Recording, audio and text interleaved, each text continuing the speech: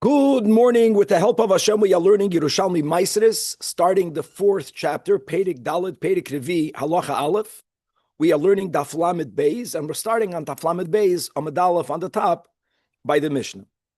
Now, what we have had, not all together, but as we learned many times, the Rambam, Hilchos Meiser, Perek Gimel, Halacha Gimel, where the Rambam puts together the Shisha Devarim that are Kivei Ala Maasros.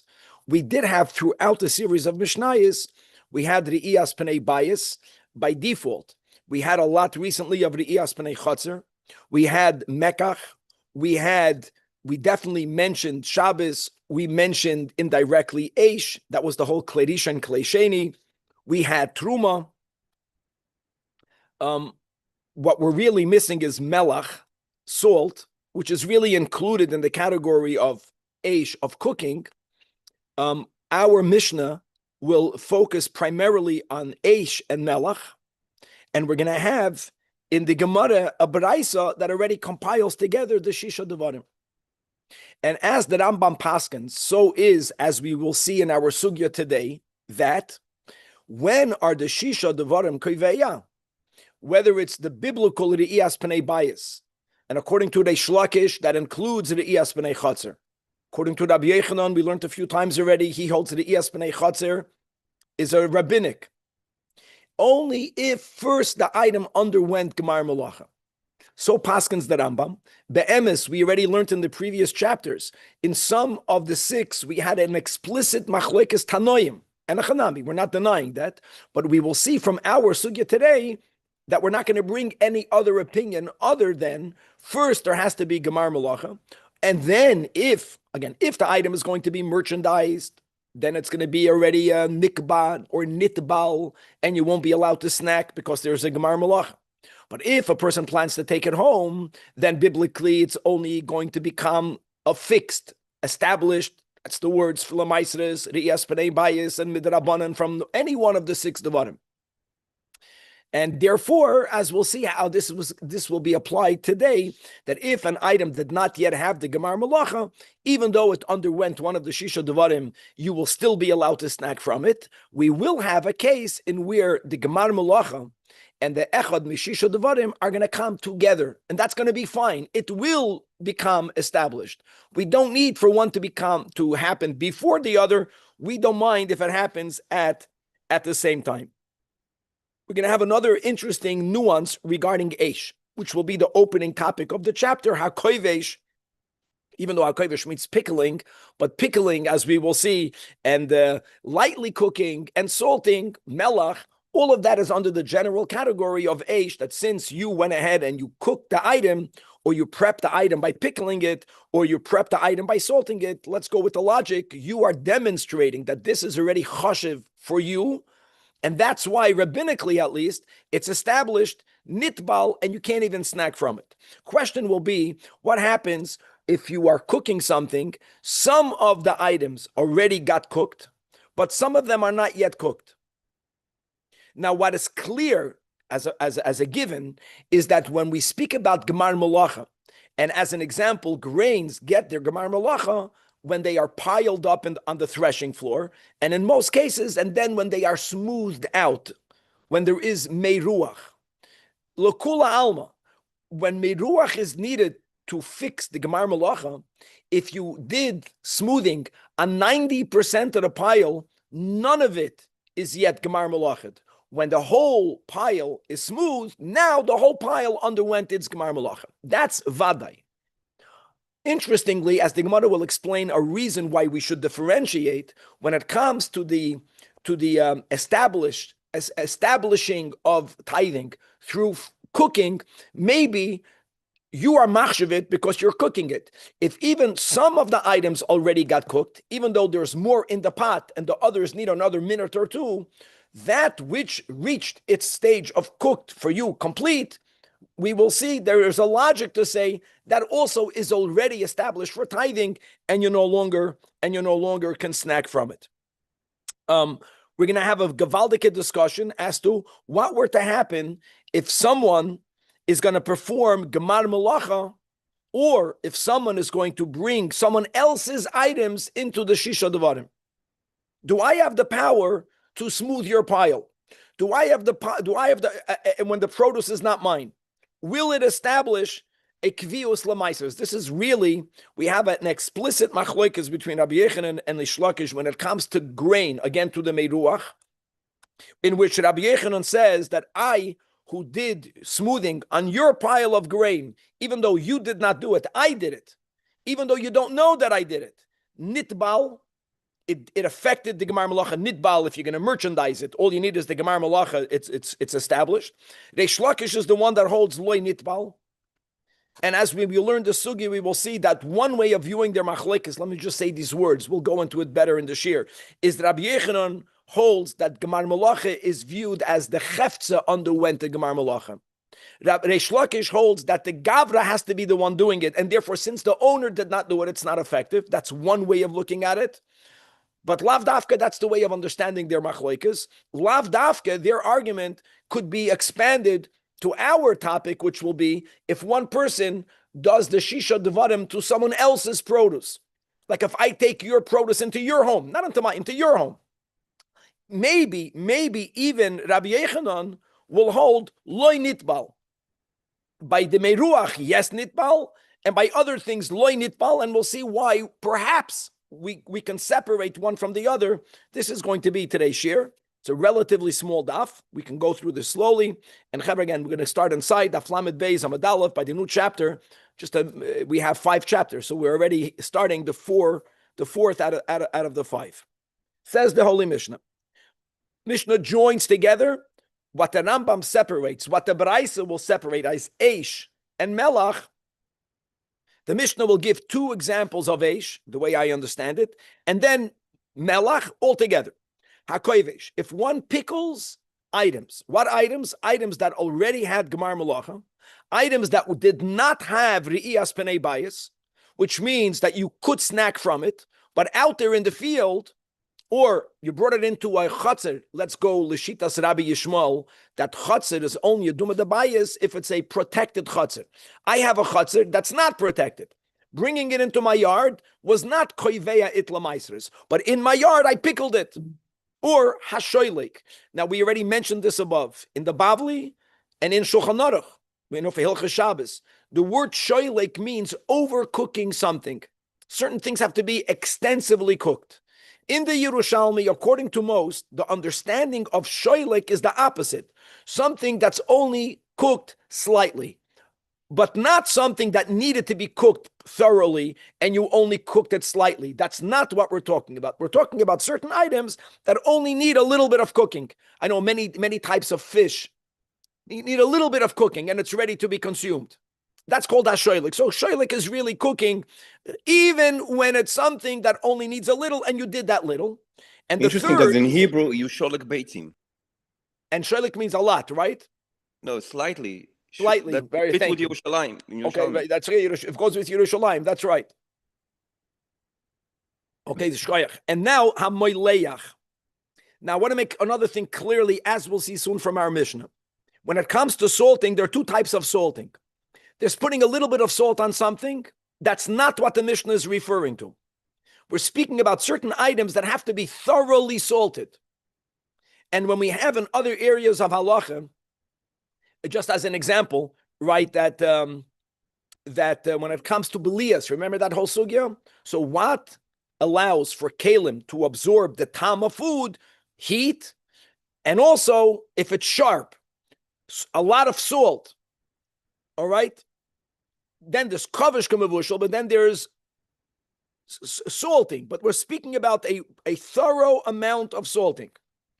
So when it comes to these 3 things, even though it was done basadeh, which means that the item did not have the iyas penei bayis, and we're speaking about items that were not going to be merchandised. And therefore, even though they have gemar malacha, there is no kvius lemaisris yet. Midrabanan, in the words of the Rambam that we keep on repeating, which Eish and Melach, which is that's what these 3 are in the categories of, you're going to be chayiv.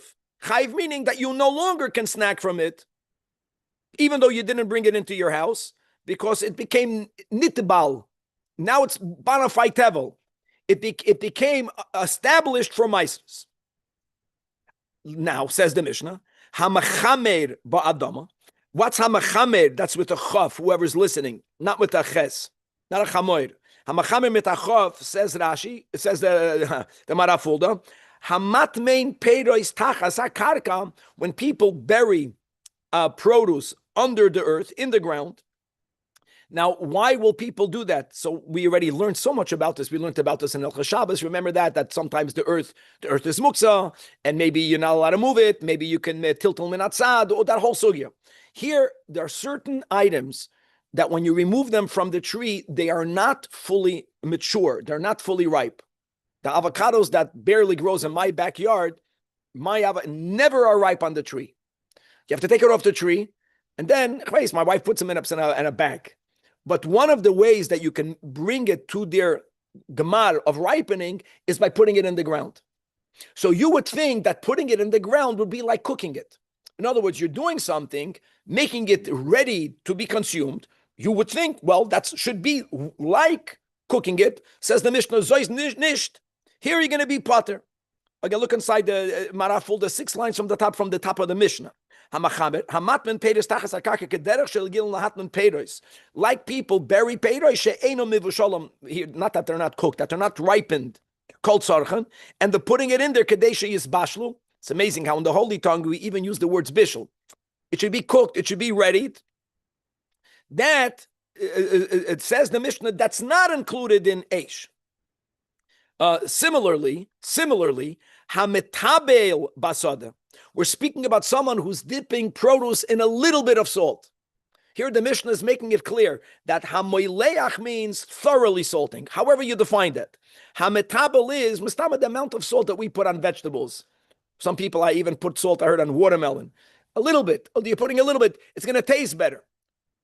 So again, the Mishnah has to put, that's the line. Even though you are doing something indicating that you plan to eat it, you are upgrading its quality, but that's not included in the Echad Mishishud Varim. Here again, you will still be pater, means you will be allowed to snack. Never achilas keva, but yes, achilas are. Another din in the Mishnah. Hapoitseya zeisim sheyetze mehem hasuraf. That olives, you have to know that, they have a bitter taste. And one of the ways of removing at least some of the bitter taste of olives is that you crush it. But in order for that, there's a certain type of, let's say, milky substance that will be released if you crush it. That oozy, gooey, little bit of substance, there's a lot of bitterness in it. And people crush it, they want to eat it. They don't want to have the bitterness. That's another way that people would do a maisa to upgrade the quality of the item that they're eating. So here again, you would think it should be like cooking. You should think it's like thoroughly salting it. Nisht. You taka did something to upgrade the taste, but that's not chashuv enough to say that this was koiveya itlamaisos. Again, you're going to be potter. Now, the way we will learn our Mishnah, this is very important. We're going me'inyan le'inyan. Why are we going me'inyan le'inyan? Because everything that we learned until now had to do with items that already had the gemar malacha.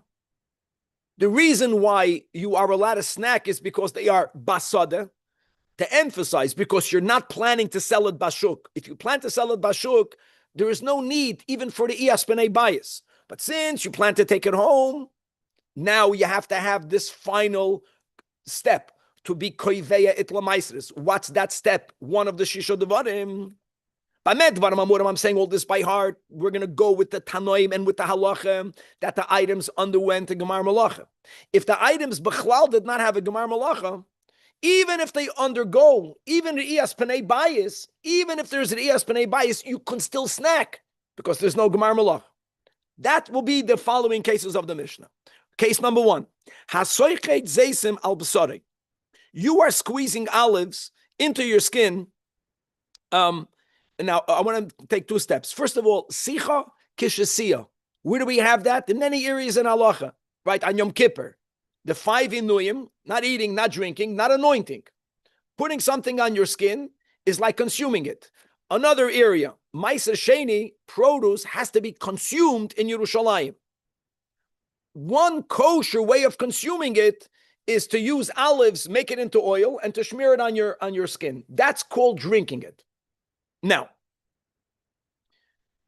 if the item had Gemar Malacha, my friends, and Re'iyas Penei Abayis, you can't even snack from it, and thus you would not be allowed to use this oil to anoint yourself with because you're drinking it, and you can't even if you're going to argue correctly so that's tantamount to an achilas aray. So what? You're not allowed to do it aray.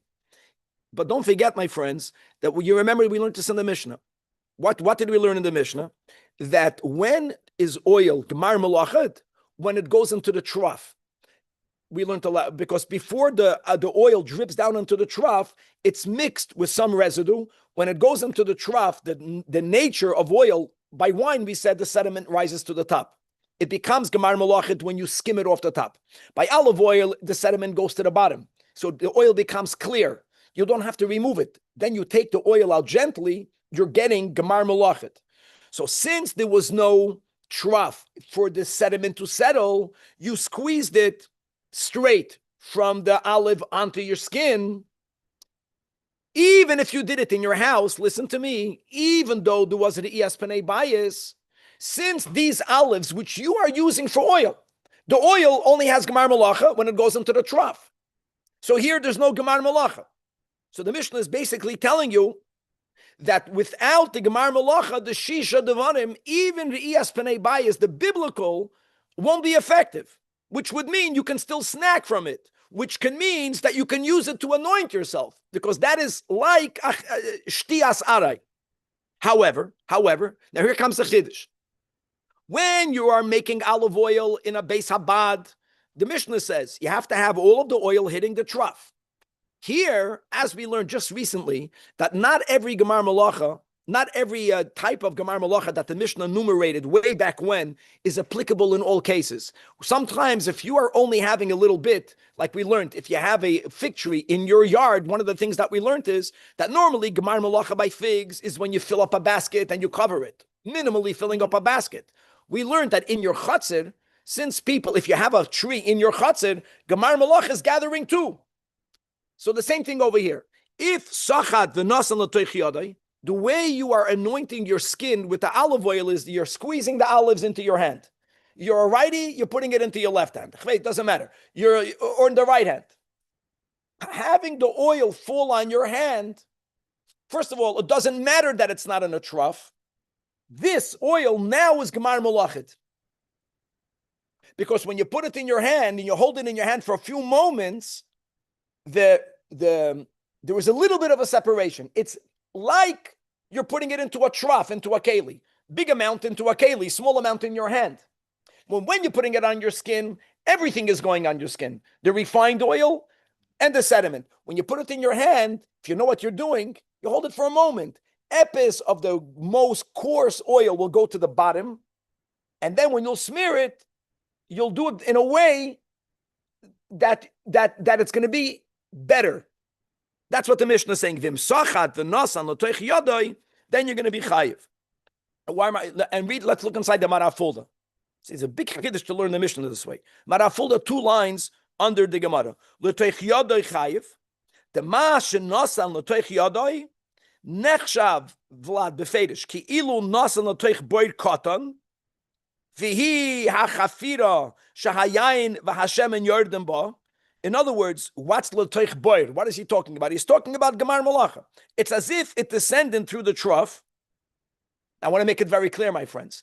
If a person did this in the field, he would be allowed to anoint himself. Because only gemar malacha basada is not yet established from Maisras. Don't forget. It's very important. Well, in other words, from the part of the Mishnah of Asoichat Zeisim, and now Sachat L'Toich Yadai, and the same thing with the next lines in the Mishnah, here we're speaking about items that already had the Echad Meshisha Dvarim. The reason why you might still be allowed to use it Ba'oifen Arai is because it didn't have Gemar Malacha, And the Mishnah is telling you really here a chiddush of how this is an exception. You don't have to put it into the trough. If you're using some olives to get some oil, toich yadai is like the trough. Now there's gemar malacha. It already entered the home. So now you're going to be now it's usher to use it. And the same thing goes with wine. So like this, hamekape letavshel, a person took wine that did not have gemar malacha. Why did it not have gemar malacha? Because you never yet skimmed the sediment off the top. That's the case of the Mishnah. The person used this unrefined wine.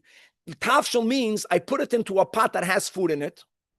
And you know what happened at some point? Now the sediment in the pot with the food rose to the top, and I skimmed it off the top. So you would think, since now I did the gemar malacha, like by the olives, and it's already in your house, let's go, you're cooking in your house, or you're cooking in a chatzar hamishtameres, or you're cooking in a private chatzar, whichever Rabbi Shmuel, Rabbi Nechemia. So you would think now it has gemar malacha, now you can't even snack from it. Says the Mishnah, that's not the case. We don't say that. We say that skimming wine from a pot that has food in it, it's never going to be a thorough skimming. Too much of the sediment will adhere to the food in the pot. So we always will view this wine as a wine that Bechlal did not have gemar malacha, which means you can't have it achilas keva, you could have it achilas ari. Masha'en kein, if a person puts this unskimmed wine into a kedera means into an empty pot, and before you put the food in it, now the sediment rose to the top and now you skimmed it. So the Mishnah is saying, doesn't make a difference whether you skim it in the boir, whether you skim it from a barrel, whether you skim it in a pot. Wine that's sitting, that has sediment rising to the top, and you're skimming it, this is the gemar malacha. And it's already in your house. So you have gemar malacha and you yaspanei bayis. So now, ulakadei, you're going to be chayiv, mipnei, just to read, mipnei shehu keboir cotton. Yeah, even though normally when we spoke about the wine press, we called the bottom, remember that? We had the tzinoid, we had the top, the boir cotton. Okay, yes, Vlad. So the difference is the fact that if we're cooking and then we add wine to it, as opposed to just we start with wine and then we add. And the difference is because if there's food with the wine, Here. yeah, you won't get less of the sediment will be removed. And Chazal said, if that's the case, it's unfinished wine. Okay, beautiful. So really, the Mishnah had two dinim over here, and now we're going to go back. The Gemara is going to begin focusing on the first, which was the group of three: hakoivesh, or hashoilik, or hamoileach, thoroughly salting it. That's going to make a kvius lemaisris. And here, for the first time, at least in the Gemara is going to compile together. Is going to make a list, that which we know already from the Rambam, in a different seder, of all of the steps or all of the events that will be Kavei Alamaisris after Gemar Malacha. The first one in the Seder of the Gemara is Oir or Ur. Okay, the Rambam calls it Eish, and the Chazal calls the same thing. Ur means light, means fire. That fire, cooking it, let's go with the logic of the Rishonim, that when you do these steps, you are showing, you the owner, that you're giving it chashivus. And since you're machshiv it, then you had the nitbal. So oir toivel makes it tevel gomer, or mekach if you made a transaction with it. If you remember, we had a machloikas above. The consensus in the latter dafim was matana is not like mekach. We did have prior to that some who hold that a gift, any change of ownership, is like mekach. So we'll leave that for what we learned already. Melach is toivelas. Melach toivelas is what we learned in our Mishnah Hamoileach. We also learned above Truma is going to be toivelas. And guys, don't forget, remember we had a machloikas tanoim. I forgot which Tan, I think it was Rab Shimon or Rav Meir, that argued that Truma is toivelas. But it's like a piece of Shulchan Aruch here. The Gemara is putting together all of what is toivel. Shabbos is toivelas. We had a machloikas, Rabbi Yechon and Reish Lakish. What happens if when Shabbos began, the person, the owner, knew, I will not eat this on Shabbos. So it only went through Shabbos. Maybe over there Shabbos won't be toivel. Maybe it will be toivel. And finally, chatzar beis shmira. It's amazing how we are simply. It sounds like we're following Shitas Rabbi Yishmael. right? According to Rab Nechemia, it's not about the Shmira part, it's about the privacy part. But that's what the Gemara is saying. Chatzar beis hashmira will be toivelas. And the Gemara, again, I think this is our third time, is going to repeat the machlokes between Rabbi Yechanan and Eish Lakish as we have it in the Yerushalmi. We already said in the Bavli, everyone is on the same page. Rabbi Yechanan says that Mekach, Shabbos, and Chatzir, Einam Toiram. Einam Toiram means, make it clear, Re'iyas Penei Bayis. We just learned a few daf ago that by the fact that by the Vidui Maisres and Parshas Kisavoi, what does the person say? He says, Bi'arti HaKodesh min habayis. The min habayis is superfluous. That is the source. Midoi Raisa. That if you brought it into the house, it's toivel. And that's it. Now, Mekach, Shabbos, and according to Rabbi Yechanan, even Chatzir. And by the way, he doesn't only mean these three. He means all of the other. He means Oir. He means Truma. He means Melach also. All of them are not going to be koivei alamaisris midoi raisa. It's only midrabanan. However, Daf Lamed Beis Amid Beis, Rav Ami says, okay, that was Rabbi Yechanan, but he says in the name of Shimon ben Lakish that hamechuver shebekulam zu chatzar beis hashmina, that the event that more than any other event will be koivei alamaisris is chatzar. Of yes, it has to be dumya the bais chatzar beis shmira. Reish Lakish holds that chatzar is bias. Now, I want to say like this, that even though B'chlal, we have the rule, Rabbi Yechanan and Reish Lakish, we know halacha ki Rabbi Yechanan chutz from three arguments, we be pashkin like Reish Lakish. I'm just going to say the fact that the Rambam writes 6 and not 7, to me, that sounds like Reish Lakish. Because I'll tell you, if chatzir is midrabanan, then there should be shiva devarim. I'll tell you what the 7 will be. Bias. It's going to be chatzir. You're going to have mekach. You're going to have Shabbos. You're going to have eish. You're going to have truma, and you're going to have melach. Interesting, but we don't say that. We said it. There's only shisha devarim. Shisha devarim l'chu'ura implies, like Reb Shimon ben Lakish, and if I'm not mistaken, we learned this in the Marafulda way back when, that Rabbi Yechanan in the Bavli, by that point, he agreed with Reish Lakish, if I'm not mistaken. Let's use the words chatzar beis shmira, that chatzar is midoi raisa. And maybe that's why the Rambam calls it shisha devarim, because we go like Rabbi Yechanan, who later changed his mind. Okay. The Mishnah said, the first case the Mishnah gave was, in other words, in the category of Eish, it's like Ovis and Toldos. In category of Eish, or in the category of Melach, we also include pickling, hakoivish. And here comes the question, the way we learned it, the way we said in the intro, that is it at sheyichboish kol tzarchoi? Let me tell you the way we will learn this Gemara. If I am pickling items, it's possible that I have a barrel and I put items in the barrel at different times. It's possible for people to do that. And some items became pickled enough, some items are not pickled. Do we say that since they are in the same barrel, all of them have to be pickled for you to paskin, now this barrel is koivei alamaisris, you can't snack? Or do we say, no, that every pickle, every cucumber should be viewed by itself? If this one already reached its kol tzarchoi, what do I care if the other ones didn't? Same thing with hashoilik. When you are undercooking something, same thing. Do we say it's only at sheish like kol tzarchoi? I know there's other ways of learning this Gemara, that they say that kol tzarchoi means fully pickled, fully cooked. We're not going to go that way. We're going to go with that some of the items were full, some of the items are not yet pickled enough. Do we say that since they are all together, until all of them are ready, none of them have the kivios? Or do we view every item individual? And the Gemara attempts to answer it. I'll prove it to you. That you don't need to have all of them all together. Even if some of them are ready, those are already kivei alamaisris. Where do we know that from? From a brisa.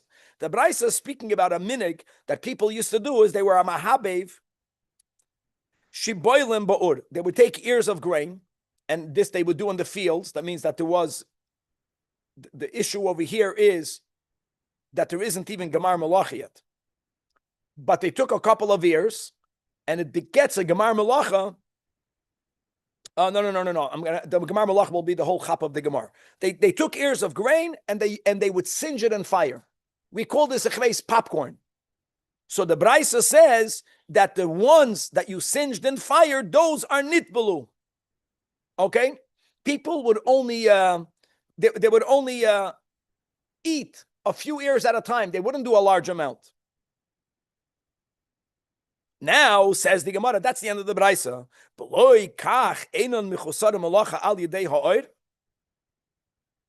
First of all, there's no Gemar Malacha. What is their Gemar Malacha? What is their Gemar Malacha? They're roasting it, they're toasting it, is in itself the Gemar Malacha. Okay, but you only have a couple at a time. You plan maybe to toast 100 ears. You are only toasting that people would only toast a couple at a time. And the Braisa is saying you don't need to do all of them. The ones that you did become nitbulu. I want to point out that this will be a case where the Gemar Malacha and the Kiviyas Lamaisres are boim babasachas. Because normally by grain, the Gemar Malacha is the Meruach. The reason why you don't need Meruach, because you don't plan to do Meruach, you're planning to eat it the way they are by toasting it. Just to make it clear. So you're doing Gemar Malacha. How are you doing Gemar Malacha? By applying Eish. So you have Gemar Malacha and you have the Eish. So Midrabanan Nitbelu. Point is that even if you plan to toast many ears of grain, the Braisa is not telling you, if you plan to toast a kilo, then you have to toast all of them. No, whatever you toast it becomes Nitbelu. So that's the Gemara's attempted comparison that when it comes either to the pickling or when it comes to the shlika, to the undercooking, whatever is pickled already is kovei lamaisus. Says the Gemara, not necessarily true. Don't compare one case to the other. Shan yohi, when it comes to toasting, as we just mentioned, the toasting it isn't only the eish that's kovei lamaisus, but the toasting is also shuhu gemar malachti. Amazing. So something that affects Gemar Malacha has a lot of power. This is its Gemar Malacha. Since it makes the Gemar Malacha, so it's empowered, since you did it in fire, to evoke the Din Darabanan, that Eish, not only will now take it to the next step of now it's established for tithing, even though they came Babas Achas, who cares? Even more. Adarabah, since they come bebas achas, since it's effective for Gemar Malacha, it's effective for Eish, even though you plan to do more, whatever you did is already nikva'u lemaisres, nitbal, masha'enke, maybe, we don't know, maybe when you're pickling, the Gemar Malacha already happened before. This is only evoking the echad mishisha devarim. Whether pickling is under the category of melach, whether pickling is under the category of eish, maybe over there you have to have the whole thing together. And furthermore, the Gemara says, "Vaida amrada," and I'll prove to you that the toasting of the Braisa isn't only the eish, it is also the Gemar Malacha. And where do we know that? From another Braisa. The Braisa says, "I'm a katev shibolim." If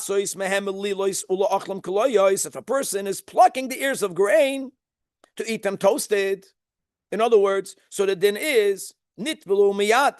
They are right away nitbelu, guys. Miyad doesn't mean when you pick them. I want to make that clear. You know when it's nitbelu, when you toasted them. But if you are gathering a little bit of grains, but because you want to make it into flour, so then loy nitbelu until all of what you gathered is being prepared for dough. So here we see something adrab in the opposite direction. Here we see something in the opposite direction.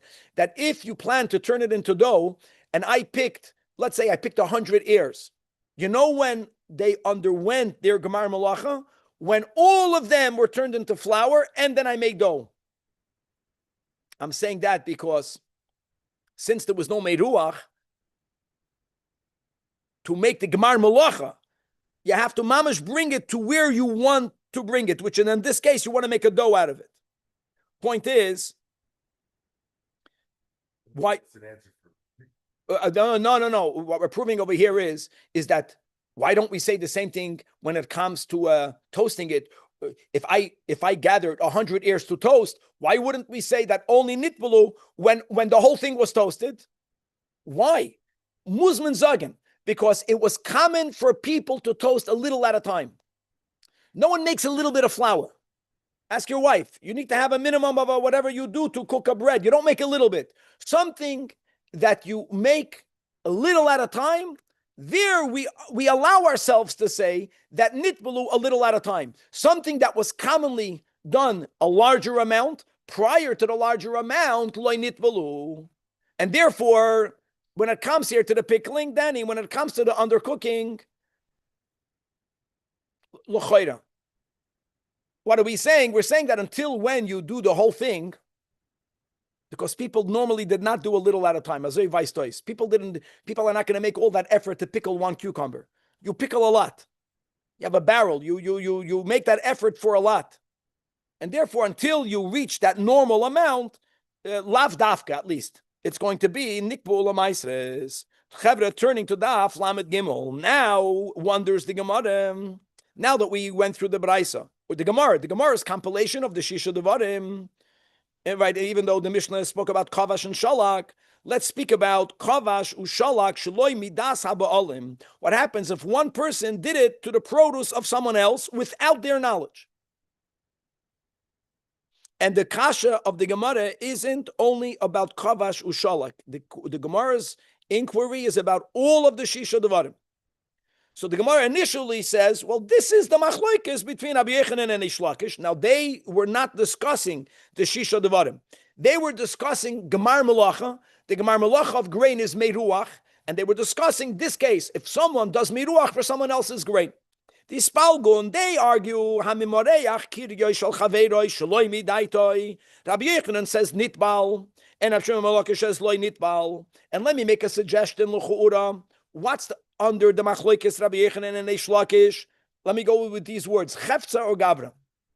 Is Gemar Malacha that you, the owner, brought it to its that final stage? Rabbi Yechanan L'chayda says no. He says it's not about your intention; it's about the Chefza. Did it reach its Gemar Malacha? Makes no difference whether you did it, whether someone else did it. If what we need is for the item to be Gemar Malacha, we don't need for you to do it. Which is why if I smoothed your pile without your knowledge, the Rabbi Yechanan says nitbal. So the Gemara's logic is, so now when we have to have also the echad mishisha devarim, it should follow the same logic. According to Rabbi Yechanan, the echad mishisha devarim has to happen. It doesn't matter who is the one making it happen. Or is there an element of stealing involved?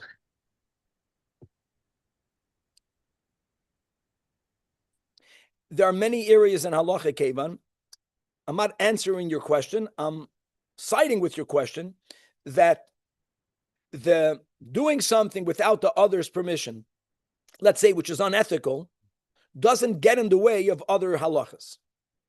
We even learn cases where if I go into your property and I better it without your knowledge, right, that even though that you'll get away by paying me the smaller amount, either the expenditure.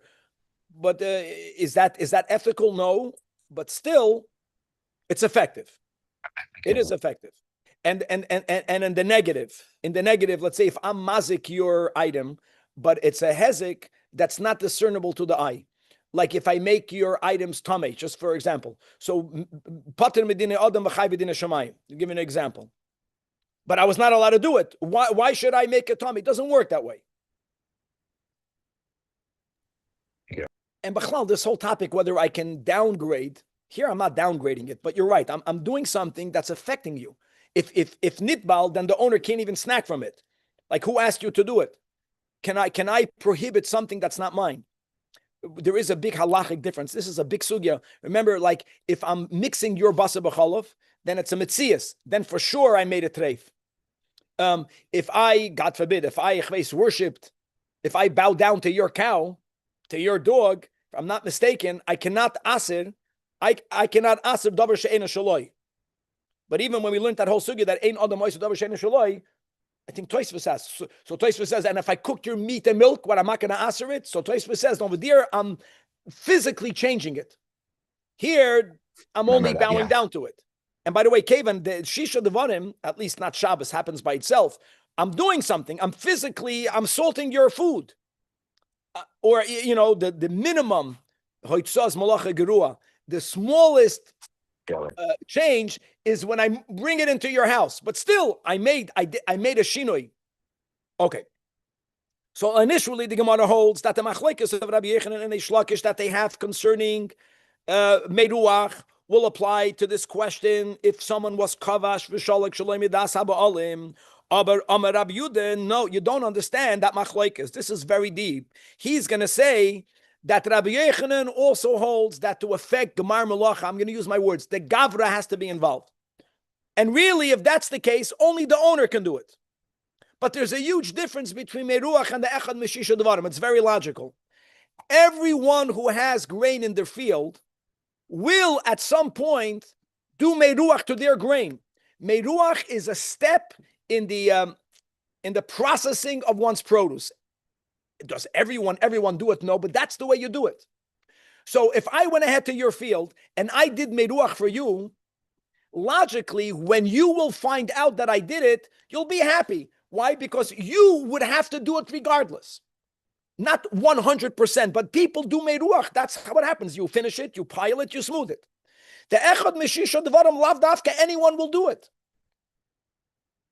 Even though you can argue, if you plan to take it home, everyone is going to do the iyas panei bias. But still, maybe you would not have taken it home. It's less. Certainly the other shisha devarim, the kavash v'shalak. How do you know the other guy was planning to pickle his food? That's what cave. It's mamash again. In other words, you need to have das bala.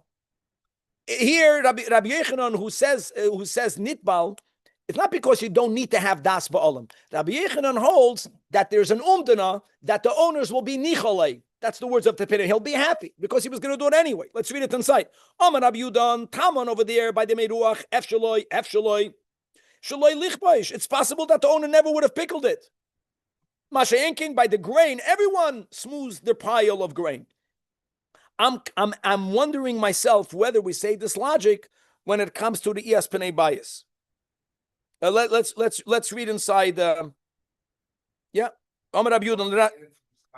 What was that? Danny is saying very good. In other words, even if the owner was planning to bring it home, everyone has the option. If they want to farnegel out, we're going to learn a lot about this in challah. If people don't want to separate challah, if you're looking not to do the mitzvah, just make a dough that's under the shear, and you won't have to do challah. We use that logic in halacha. In other words, there were ways that this person meruach is not a halachic thing; it's a step that people do. Gavaldik. Okay, we'll stop over here, and God willing to be continued.